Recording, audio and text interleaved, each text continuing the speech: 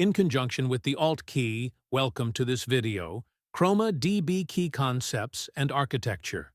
After watching this video, you'll be able to understand the core features and capabilities of Chroma DB, understand the different deployment options of Chroma DB, explain the architecture and workflow of Chroma DB, and understand data operations that can be performed by Chroma DB.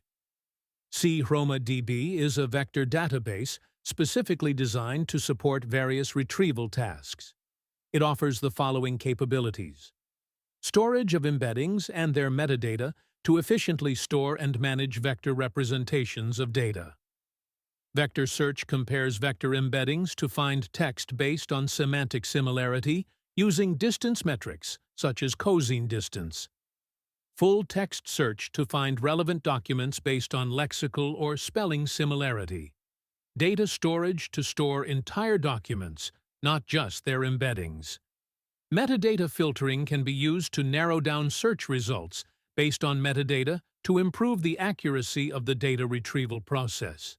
And lastly, multimodal retrieval to retrieve and manage multimodal data, such as images, audio, and text, in a unified manner. Chroma DB can be deployed in one of two ways.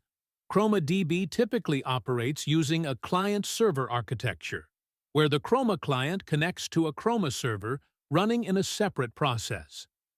The server can be launched either via the Chroma command line interface, including the core Chroma package, or by using a Docker image.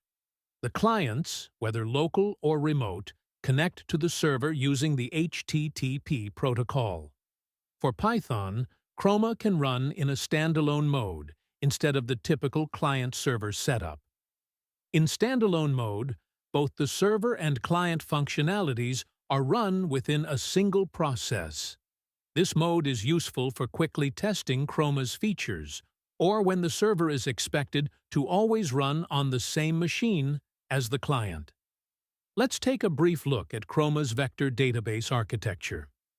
The Chroma vector database architecture works in multiple phases. During the first phase, which is optional, you'll obtain embeddings. During this phase, you'll convert text, images, or data into their vector representations using an embedding model. This step is optional because you can offload the embedding step to Chroma DB if you want.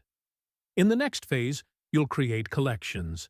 Similar to tables in a relational database, Chroma DB uses collections to store all of its data. The next phase is where you store data within the collections. If you created embeddings outside of Chroma DB, you would have to pass the embeddings to Chroma DB at this step. Otherwise, if you allow Chroma DB to handle embedding, then Chroma DB will calculate and store the embeddings from the documents in the background. Next comes the phase where you perform collection operations. Chroma DB lets you perform various database operations including deleting, updating, or renaming your collections, giving you more options for organizing your data. In the final phase, you query and group data for the most useful information. Chroma DB lets users use text or vector queries to find information in groups based on semantic meaning or textual similarity. Moreover, Chroma DB allows users to filter documents on their metadata and document contents. Chroma DB supports multiple clients and integrations. The officially supported clients for Chroma DB are Python and JavaScript, and these are maintained by the Chroma Core team. There are also several unofficial community-supported clients for Chroma DB, including Ruby, Java, Go, C#, Rust, and PHP.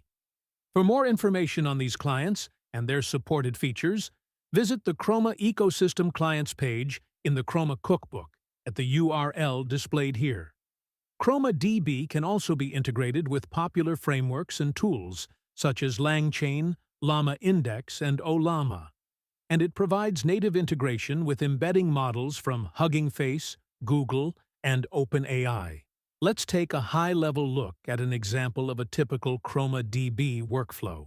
The first step is to create a collection, which involves giving it a logical name.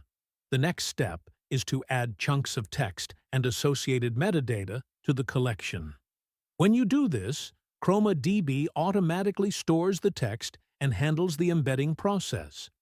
Alternatively, if you pre-computed the embeddings before this step, you would supply those embeddings.